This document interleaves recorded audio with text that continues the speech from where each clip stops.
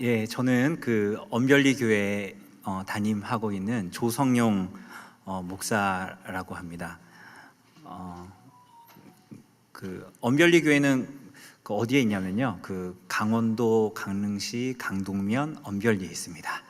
남서울 교회는 서울 특별시. 네. 어, 언별리 교회에 대해서 잘 모르시는 분들도 있으실 것 같아요. 그래서 남서울 교회의 설립 30주년 기념 교회로 강원도 강릉시 언별리에 세워진 교회입니다. 이름이 이쁘지 않습니까? 언별리. 그래서 목사하고 다르게 이름이 이쁘죠. 그래서 왜 웃으시죠?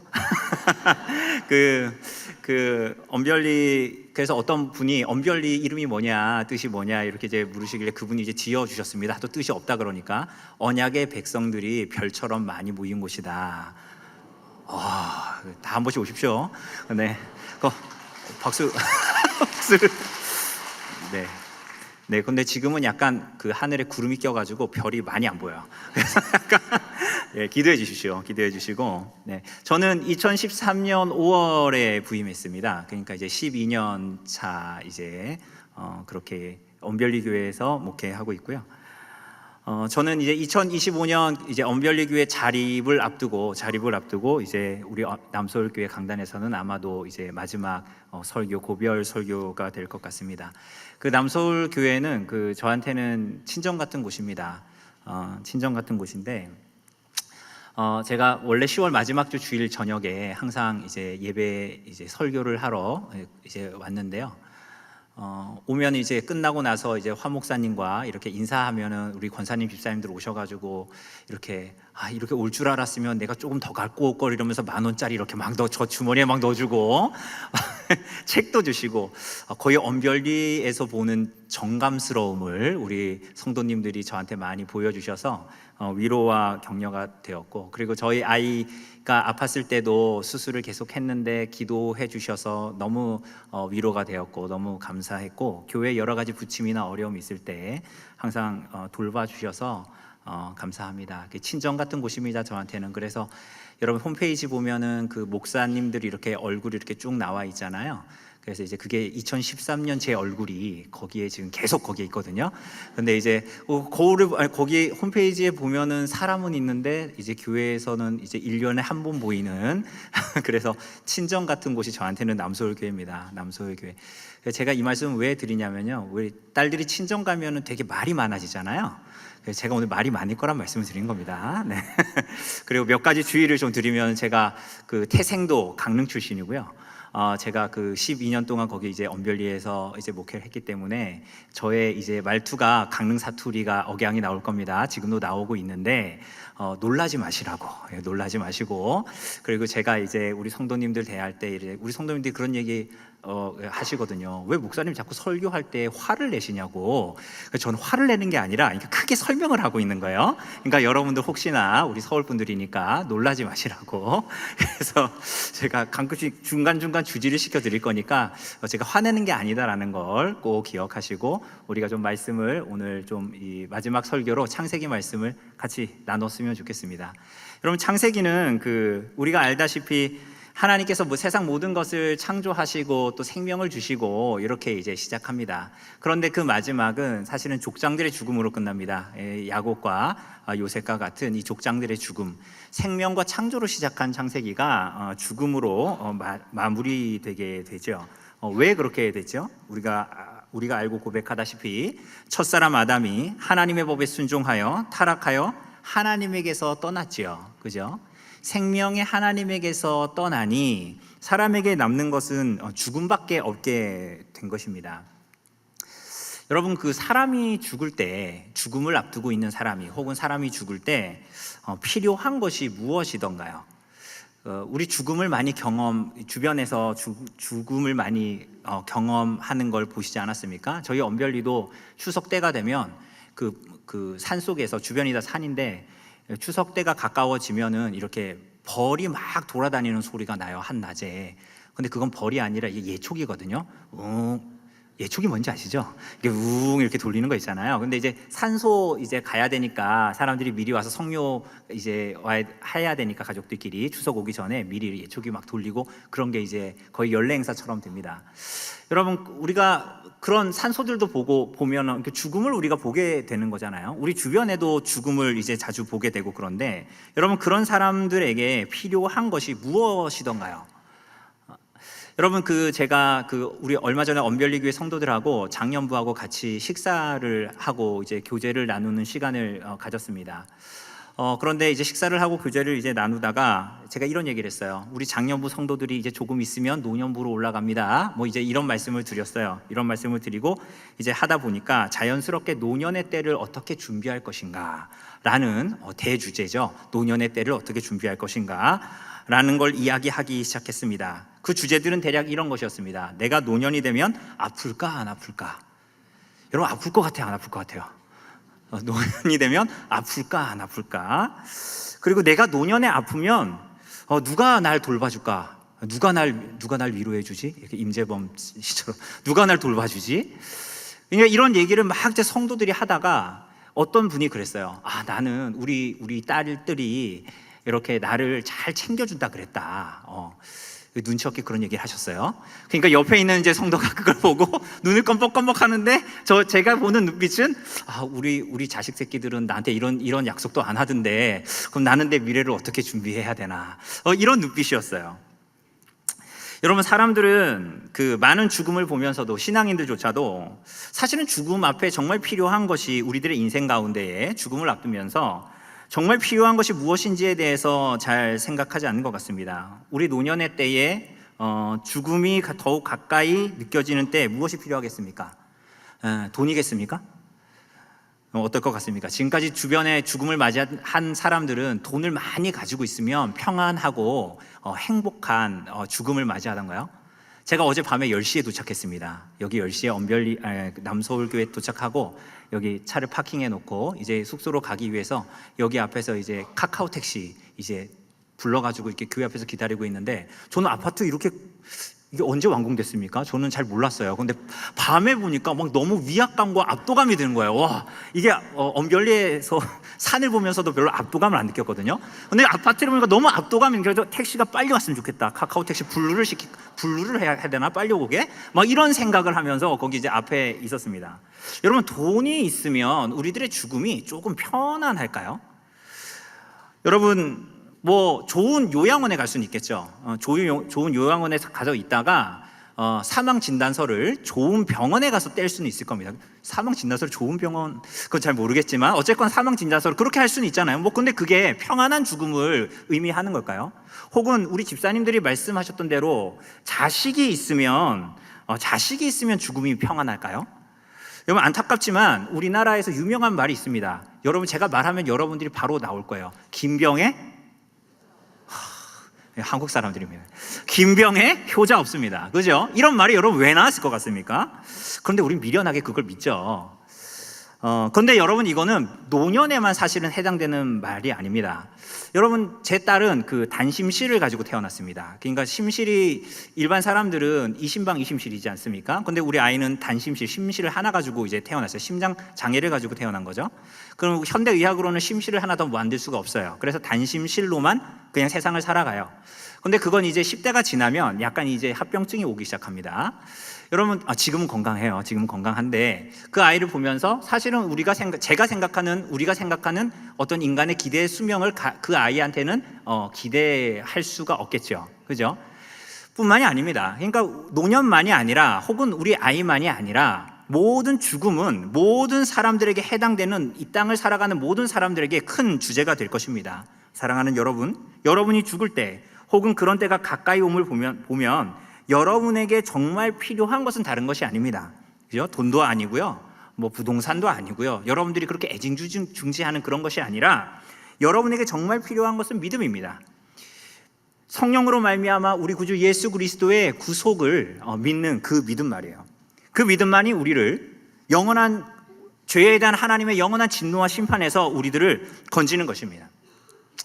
여러분, 그 믿음이 없으면 여러분이 어떤 돈과 어떤 무엇을 가지고 있다고 해도 어느덧 여러분 이런 얘기 하잖아요. 언제 내가 40이 됐지? 언제 50이 됐지? 언제 60 됐지? 언제 70 됐지? 여러분 그 언제 어느덧이 여러분에게 금방 올 거잖아요. 그런데 그 시기가 오면 여러분에게 남는 것은 영원한 하나님의 진노와 심판뿐이라는 말이에요. 사랑하는 여러분, 그런데 신자가 이런 믿음을 소유하면서 지키면서 살아가는 일은 신자에게도 사실은 참 쉬운 일이 아닌 것 같습니다. 구주 예수 그리스도를 믿는 믿음 가운데 살아가는 그 믿음으로 살아가는 삶 말이에요. 어떤 사람들은 일생 대충 신앙생활을 합니다. 그래서 그냥 대충 살다가 어느 날 숨 끊어지기 전에 십자가 한 편의 강도처럼 갑자기 믿음이 나에게 주어질 것이라는 기대를 하면서 살아가기도 합니다. 또 어떤 사람은 교회를 계속 교회 문지방을 들락날락 거리면 어느 순간인가는 우리 남편이나 우리 아내가 믿음을 가지게 될 거라고, 내가 믿음을 가지게 될 거라고 생각하기도 합니다. 여러분 어떻습니까? 그렇지 않습니다. 여러분들이 지금까지 보아왔던 대부분의 사람들이 그렇게 되던가요? 그렇지 않습니다.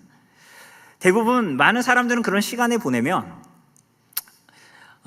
소극적이 되죠. 그러니까 교회 생활을 오래 하고 나이가 들면서 이제 지나가면 사람들은 소극적이 됩니다. 그래서 내가 때로는, 오늘 우리가 무슨 성가대입니까? 이스라엘, 제가 자꾸 주보 봤는데 죄송합니다. 이스라엘 성가대. 내가 젊었을 때는 내가 성가대도 하고 이렇게 저렇게 막 나를 불러주고 소프라노 해라, 엘토 해라 막 이렇게 날 불러줬는데 어느덧 나이 먹고 내가 그렇게 교회에 헌신했는데 나이가 먹고 나면 나를 성가대에서 불러주지도 않고 이만 좀 은퇴하시면 어떻습니까? 이런 얘기는 하지 않지만 그런 눈빛을 보이거나, 그래서 마음이 가난해지고 마음이 힘들어지고, 그러면서 내가 젊었을 때 하나님의 교회를 위해서 복음을 위해서 헌신한 건 무엇인가 하는 그런 이상한 마음이 들면서 엇나가기 시작하는 게 노년의 때이기도 합니다. 소극적이 되기도 하죠. 난 이제 쓸모가 없는가 보다. 곧 그런 날이 올 겁니다. 젊은 사람들도. 그죠? 또 반대로 어떤 사람들은 젊었을 때의 그런 가치와 방식을 계속 고집합니다. 그죠? 그 쓸데없는 고집일 때도 있어요. 그래서 그렇게 계속 고집하면서 인생을 살아가기도 합니다. 참 믿음으로 살아가는 게, 바른 믿음으로 살아가는 게 참 쉽지 않은 거예요. 오늘 사랑하는 여러분, 그런데 오늘 본문에 나오는 야곱은 우리가 이 땅에서 우리의 여정을, 교회로서의 여정을 어떻게 신실하게 걸어갈 수 있는가를 우리들에게 보여줍니다. 사랑하는 여러분, 우리가 읽은 오늘 본문 28절을 보면 야곱은 이제 어느덧 147세가 되었습니다. 그는 죽을 날이 가까웠다는 걸 알게 되었습니다. 그래서 야곱은 그 아들 요셉을 부릅니다. 29절에 보면. 그리고 한 맹세를 하게 합니다. 그 내용이 뭡니까? 이어지는 30절을 보면 자신의 시신을, 장례에 대한 것이었는데 어디다가 이제 묻으라는 거예요? 애굽에서 메어다가 조상의 묘지에 장사하라는 것입니다. 그죠? 어디에 묻으라는 거예요? 애굽에 묻지 말고 약속의 땅 가나안에 묻으라는 거예요. 29절에 보면은 그 맹세를 어떻게 합니까? 네 손을 내 허벅지 아래에 넣고 맹세하라고 합니다. 이건 당시 고대 근동의 맹세의 방식이죠. 그죠? 한 남자가 다른 남자의 성기를 움켜쥐는 것을 표현하는 완곡한 표현입니다. 그것은 무엇을 의미하냐면 이 맹세가 생명과 관계된 맹세라는 거예요. 이 맹세가 생명을 건 맹세라는 게, 그냥 지켜도 되고 안 지켜도 되는 약속이 아니라 생명을 건 맹세. 그리고 이 맹세는 자신의 생명과 관련되어 있다고 야곱이 얘기하는 것입니다. 여러분 무슨 말이죠? 여러분 야곱이 이제 죽잖아요. 147세로 이제 죽어서 이제 죽을 날이 가까운 걸 직감을 하고 요셉을 부르는 건데, 죽음을 코앞에 두고 있는데 자신의 장래가, 자신의 죽음이 자신의 생명과 무슨 상관이 있단 말입니까? 지금 야곱은 까탈스러운 성격으로 나를 수목장을 해줘라, 나를 화장해서 나를 동해바다에 뿌려줘라, 아니면 언별리 잔디밭에다 뿌려줘라, 뭐 이런 얘기를 하고 있는 게 아니에요. 여러분 세상에서 흔히 우리 부모님들이, 나이가 많으신 부모님들이 야곱의 이러한 유의 유언을 했다고 합시다. 그럼 여러분들 뭐라고 말씀하실 거예요? 걱정하지 마세요. 제가 잘 묻어드릴게요. 다시 못 나오게 이렇게 발로 막 밟아가지고 이제 완전히 이렇게 못 나오게 해드릴게요. 걱정하지 마세요. 이렇게 얘기할 거 아니잖아요. 뭐라고 얘기해요? 어머니, 아버지 걱정하지 마시고 내가 장어 사다 드릴 테니까, 소고기 사다 드릴 테니까 그런 약한 마음 갖지 마세요. 뭐 이렇게 얘기할 거 아닙니까? 그런데 이 야곱은 이제 사실은 이게 입 바른 얘기잖아요. 자식들이 이런 얘기할 때 입 바른 얘기인데, 이 노년의 이 야곱이 그런 얘기를 듣고 싶어하는 자기 연민에 빠진 그런 말을 지금 요셉에게 하고 있는 게 아니라는 거예요. 지금 야곱은 자신의 장래가 자기의 생명과 관계가 있고, 그 내용은 나를 애굽에 장사하지 말고 조상의 묘지 아브라함과 사라, 이삭과 리브가 레아와 자기 자신이 묻힐 땅 가나안 땅 마므레아 막벨라 굴에 장사하라. 하나님이 약속하신 가나안 땅에 교회에게 주신 유업으로 주신 그 땅에 나를 묻어달라라고 이야기하는 것입니다. 왜 이런 얘기를 할까요? 지금 야곱과 그리고 그 야곱의 이 가족, 그걸 쉽게 얘기하면 뭐야? 구약의 교회, 언약 공동체는 지금 어디에 있습니까? 애굽에 있습니다. 애굽에. 그죠? 교회가 애굽에 존재하는 것은, 오늘 여러분과 제가 이 세상에 존재하는 것은 이곳에서, 애굽에서, 이 세상에서 잘 먹고 잘 살고 잘 나가면서 세상의 풍요와 번성을 누리기 위해서 부름받은 게 아니라, 우리는 이 세상에 있지만, 애굽에 있지만 하나님께서 약속하신 땅을 향해 나아가는 존재들이라는 것을 드러내는 것입니다. 그렇기 때문에 오늘 이 야곱의 이 유언은 인생의 마지막 순간까지도 들어서 하나님의 약속을 믿는 믿음을 신실하게 고백하는 것인 동시에 하나님의 나라를 향한 헌신입니다. 왜 그렇죠? 그 유언은 야곱의 죽음 이후에 그곳에 남을 구약의 백성들, 야곱의 가족들이, 그 성도들이 애굽에서 어떻게 살아야 하는가 하는 것을 지시하는 방향을 보여주고 있기 때문입니다.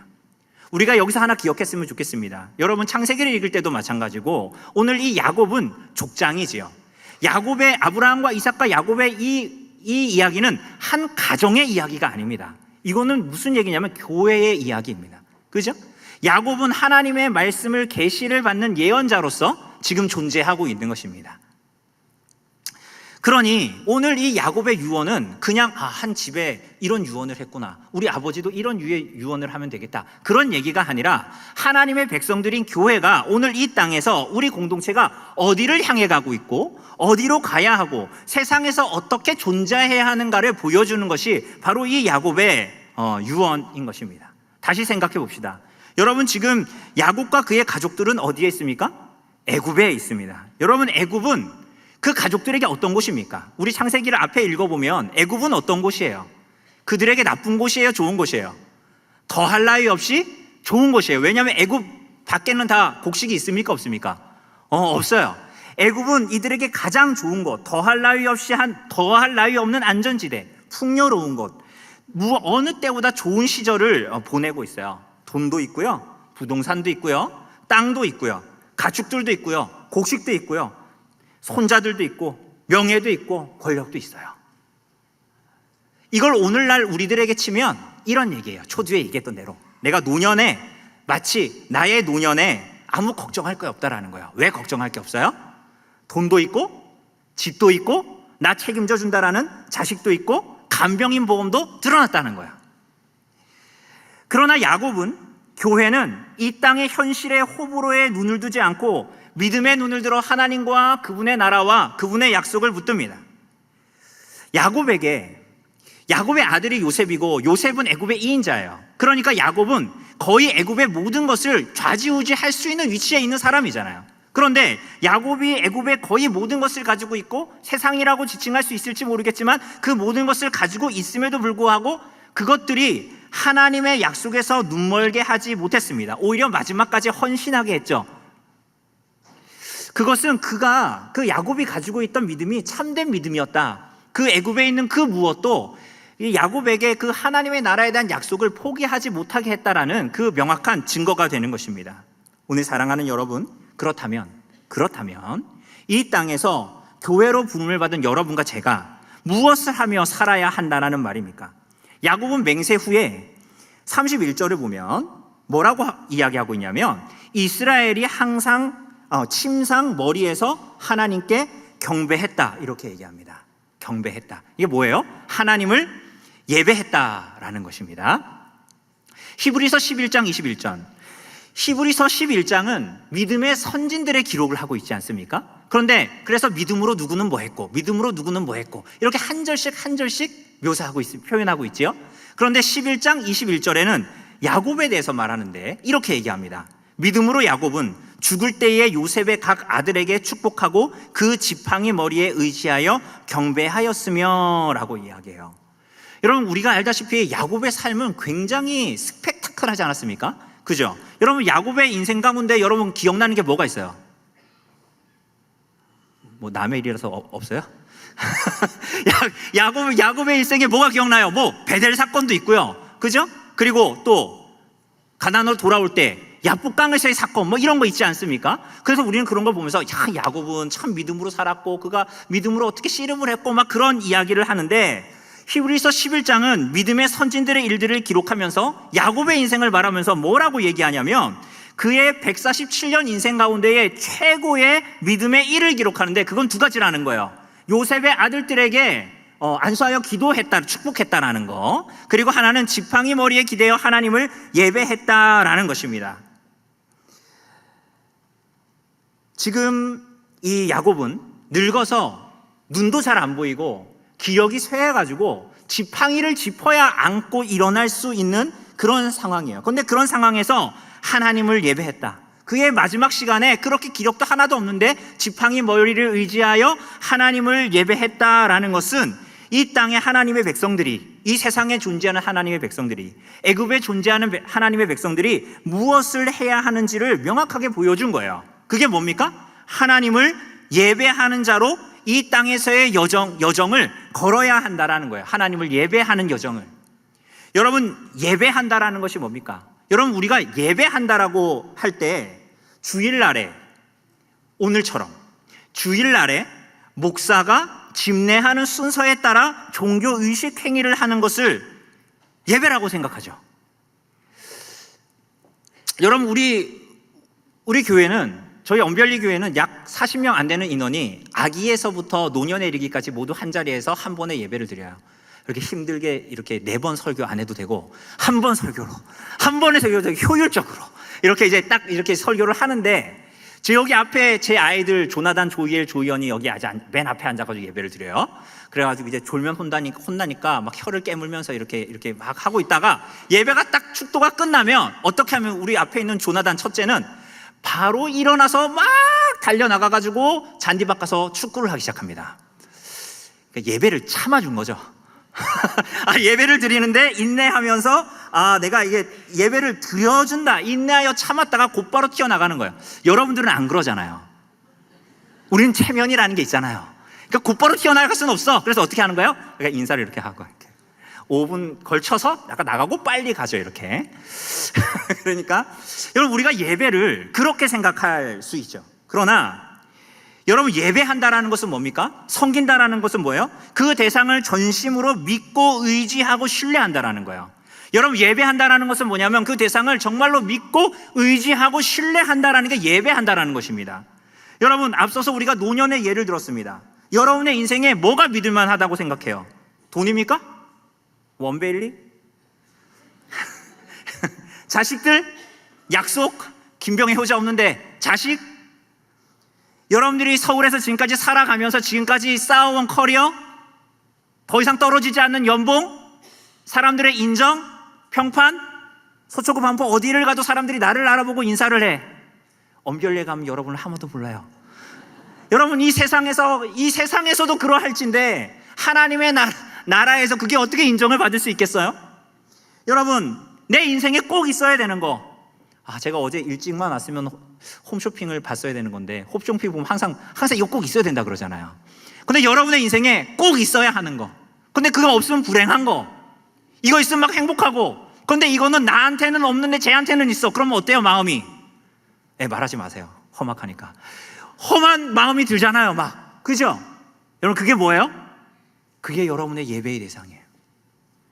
여러분의 인생의 섬김의 대상이에요. 여러분, 그것이 여러분의 이 땅에서의 정체성을 말해주는 거예요. 오늘 이렇게 예배에 와서도 여러분이 사실은 예배를 드려주는데, 제가 지금 화난 게 아닙니다. 하나님을 예배하고 하나님을 예배를 하는데 하나님을 의지하지 않아. 사실은 예배를 드려주는 거지. 사실은 난 축구하러 갈 거거든. 사랑하는 여러분, 우리가 그리스도를 믿고 진정으로 신뢰하는 인생을 이 땅에서 살아가는 게 아니라면, 목사의 집례 순서의 종교 의식을 1년 52주를 반복해도 여러분은 하나님을 예배하는 게 아니라 하나님을 활용해서 여러분 자신을 예배하는 것 뿐이에요. 여러분, 그것은 하나님을 예배하는 것도 아니고 하나님과 동행하는 것도 아니에요. 여러분, 그런 방식이라면 여러분 오늘 교회에 있는 거나 오늘 절에 가는 거나 선앙당 가는 거나 뭐가 다르겠어요? 다 자기를 예배하는 건데. 팀 켈러 목사님의 뉴시티 교리문답은 우상숭배에 대해서 이렇게 얘기합니다.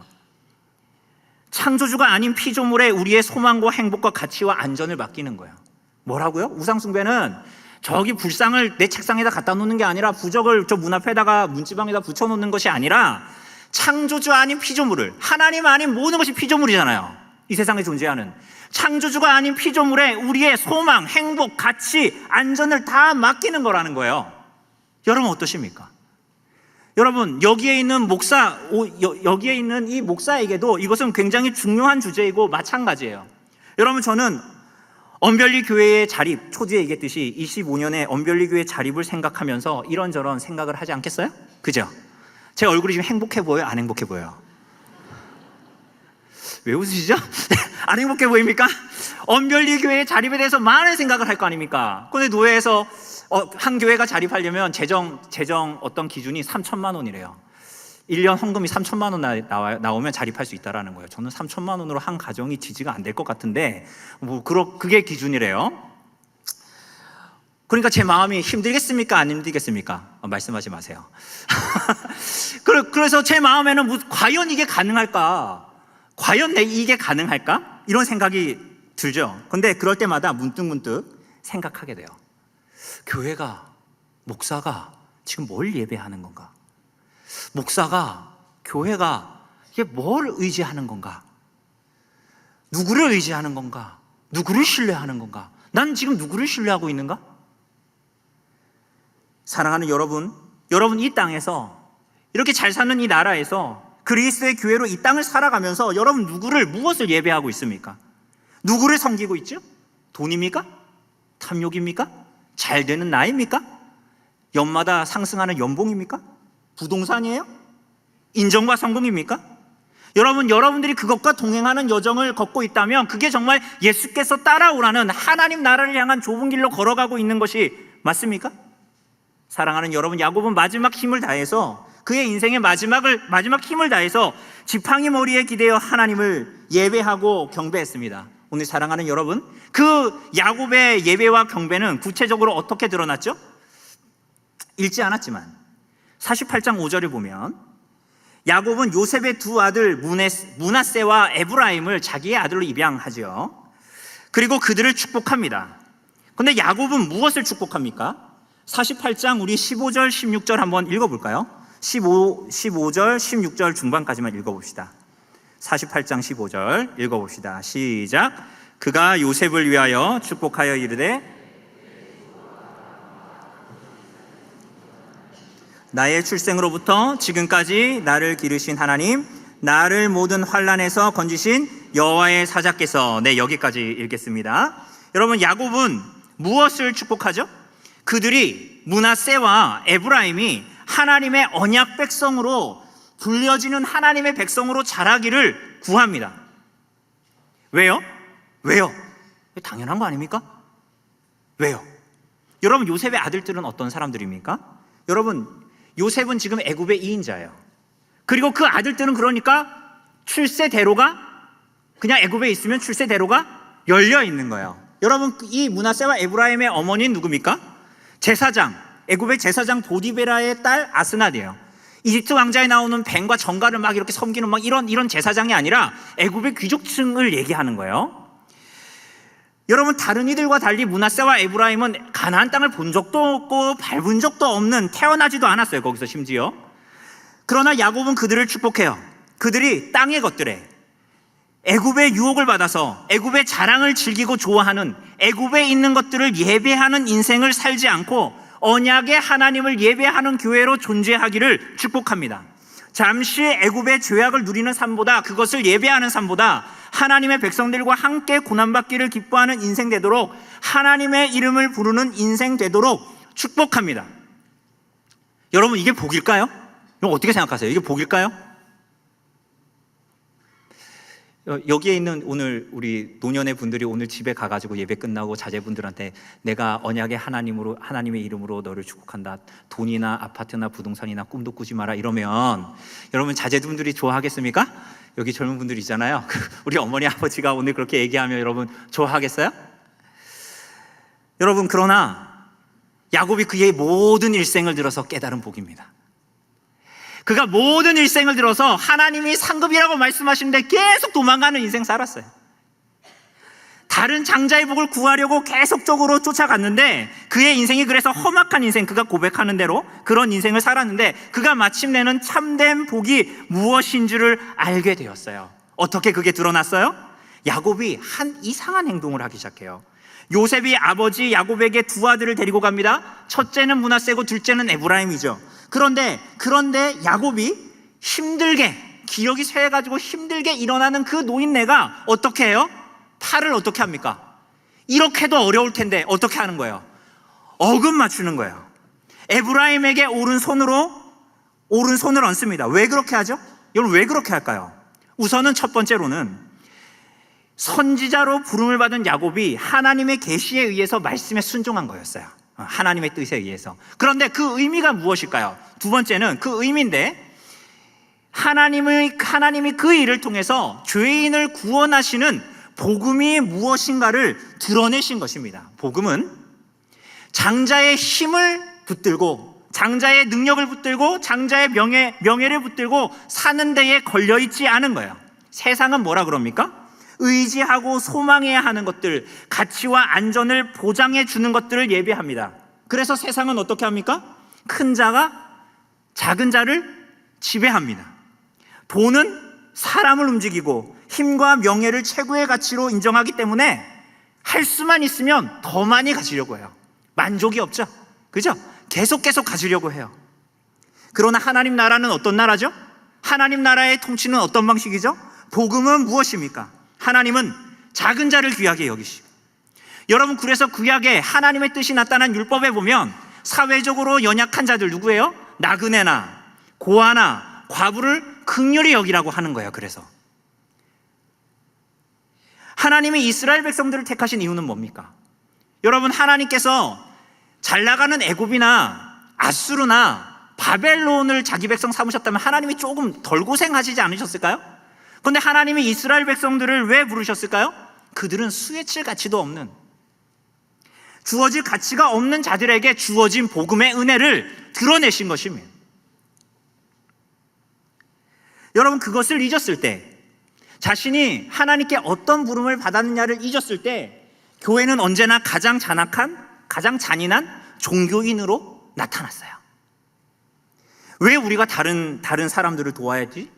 왜 우리가 저 나그네와 고아와 과부와 뭐 이런 사람들을 돌봐야 하는 거지? 왜 약한 사람들에게 마음을 써야 하지? 율법이 그렇게 말하고 있다고 한들 그것에 내가 왜 마음을 기울여야 하지? 라고 여기며 살아갔던 그들의 삶은 무엇을 말해줘요? 너가 뭘 예배하고 있냐는 거예요. 1년 52주 교회 오는데 너가 대체 뭘 예배하고 있냐는 거예요. 그들은 하나님의 은혜를 배반한 자요, 하나님의 나라에 속하지 않은 자들임을 스스로 증거할 뿐이에요. 그러면서도 끝까지 그런 삶을 고수하면서 하나님을 예배한다고 하니 마지막 날 하나님이 그들에게 내가 너희를 도무지 알지 못하니 불법을 행하는 자들아 내게서 떠나라라고 말씀하시지 않으시겠어요? 사랑하는 여러분, 먼저 된 자로서 나중되고 나중된 자로서 먼저 되는 나라, 그 하나님의 나라가 여러분과 저에게 주어진 것 여러분 알고 있습니까? 여러분들이 그런 말씀을 듣고 분노가 일어난다면, 나는 장자가 좋은데, 난 우리 집에서도 첫째인데, 나는 세상에서도 내 능력과 권세를 가지고 무엇을 할 수 있는 능력을 가진 사람인데 나는 성경이 이렇게 말하는 게 정말 싫어라고 화가 난다면, 하나님을 향해서 화낼 게 아니라, 성경에 대해서 화낼 게 아니라 여러분의 영혼을 두려운 마음으로 돌아봐야 해요. 내가 믿는 그 복음이 정말 성경이 말하는 복음인가? 내가 구원 얻는다고 철석까지 믿고 있는데 그 구원 얻는다는 믿음이 정말로 내가 정신 승리하는 게 아니라 정말 성경이 말하고 있는 복음인가를 두려운 마음으로 돌아봐야 하는 것입니다. 여러분, 야곱은 둘째 에브라임이 마음에 들었을까요? 어땠을 것 같아요? 여러분, 어쩌면 야곱은 첫째 므낫세가 더 마음에 들었을 수도 있어요. 여러분, 사실은 이 야곱은 아버지 이삭으로부터 편애를 받은 사람이잖아요. 그죠? 아버지 이삭은 누구를 더 사랑했습니까? 누구를 사랑했어요? 에서를 사랑했잖아요. 그죠? 근데 참 그러면은 나중에 야곱이 커서 자식을 낳으면은 참 다른 아이들도 사랑해 줄 것 같은데, 우리가 일반적인 인간 사에서도 봐도 그렇지가 않죠. 그런 편애를 받았던 사람이 사실은 똑같은 일을 할 때가 굉장히 많거든요. 어쩌면 야곱이 사실은 므낫세를 더 사랑했을 수도 있어요. 그럼에도 불구하고 야곱은 자신의 욕구를 만족시키려는 삶을 고집하지 않습니다. 자신의 의지를 내려놓고 하나님과 논쟁하거나 하나님께 불순종하려는 시도를 하지 않아요. 이것이 마지막 때에 야곱이 보여준 히브리서 11장이 말한 믿음의 선진 야곱이 증거한 신앙의 본질이었습니다. 그래서 48장 본문은 야곱의 또 다른 이름이 뭐죠? 야곱의 또 다른 이름? 이스라엘입니다. 여러분, 그래서 48장에 보면 2절과 8절과 10절에 반복해서 야곱의 다른 이름을 말합니다. 이스라엘. 하나님께서 야곱에게 일으키신 근본적인 변화, 야복강가를 떠오르게 하는 그 이름이지 않습니까? 하나님께서 야곱을 끝까지 추격하셔서 이스라엘로 부르신 그에게 일어난 변화, 물론 우리가 알다시피 이 야곱을 이스라엘로 부르신 그 하나님께서 이스라엘을 그러니까 따라가라, 이스라엘이 대단 위인으로 그를 알고 그를 좇으라, 이런 식으로 말하고 있는 것은 아닙니다. 우리가 아는 것처럼 이스라엘이라는 이름을 받고 나서 야복강에서의 사건 이후에도 사실은 이 이스라엘은 많은 여전한 연약함을 가지고 삶을 살았어요. 그런데 야곱은 그것을 더 이상 핑계하거나 변명하지 않았습니다. 오히려 모든 것을 다해서 하나님의 은혜라고 얘기했습니다. 그래서 우리가 조금 전에 읽은 48장 15절 16절에 뭐라 그래요? 내 조부 아브라함과 아버지 이삭이 섬기던 하나님, 나의 출생으로부터 지금까지 나를 기르신 하나님, 나를 모든 환난에서 건지신 여호와. 무슨 말입니까? 야곱의 인생 마지막 그가 축복하는 내용의 핵심이 뭐예요? 돈이 많았으면 좋겠다, 땅이 많았으면 좋겠다, 너가 인생에서 많은 명예와 성공을 얻었으면 좋겠다. 아닙니다. 뭐라 그래요? 나를 보라는 거예요. 나를. 나의 성취를 보라는 것입니까? 아니면 자신공사 잘 지어서 요셉이 애굽의 2인자 됐으니까 나를 보고 나처럼 자라나는 겁니까? 아닙니다. 무엇을 말하고 있는 거예요? 여기까지 나 같은 인생을 이끄신 하나님을 보라는 거예요.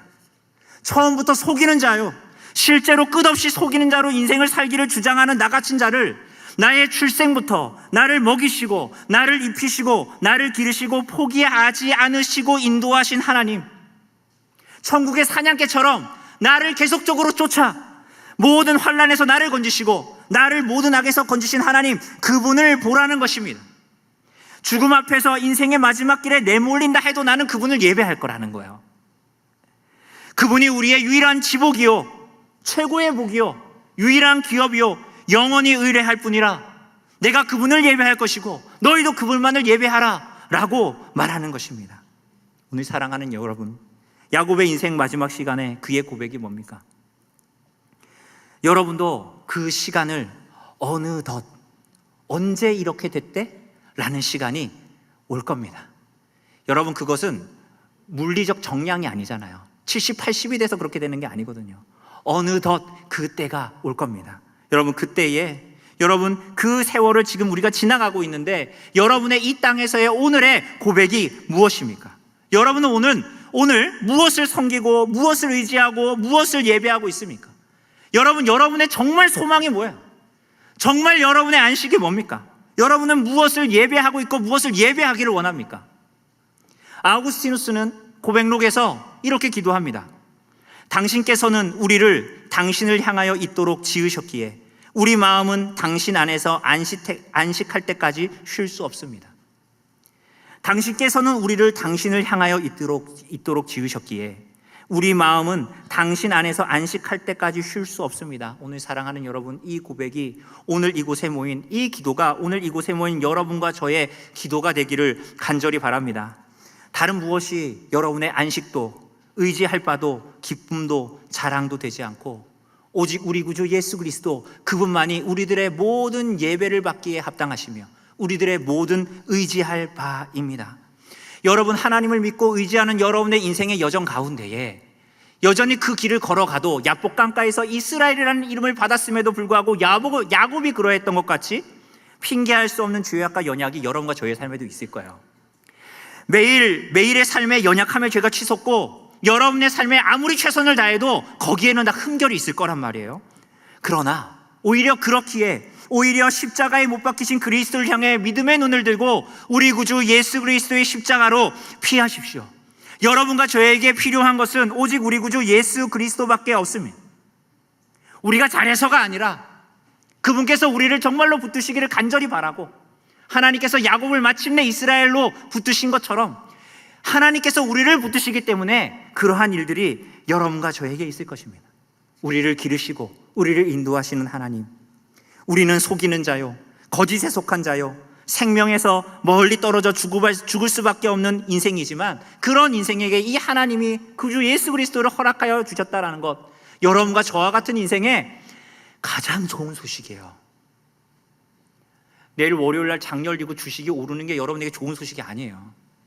여러분의 의지할 바가 아니에요. 그걸 주실 수 있습니까, 여러분? 여러분, 그분만이 가장 좋은 소식이에요. 여러분, 그분만이 복음인 거예요. 여러분, 이 복음 누려야 할 대로 누리고 있습니까? 그래서 야곱과 같이 이 땅에서 삶을 살아가는데 여러분의 오른손을 내가 더 강해져야 돼, 여전히 오른손을 내가 쥐고자 하는 내 의와 내 성공과 내 탐욕을 붙드는 오른손으로 그것을 붙드는 것이 아니라 팔을 엇갈려 맞추어서 작은 자에게 얹고 있는 삶 살아가고 있습니까?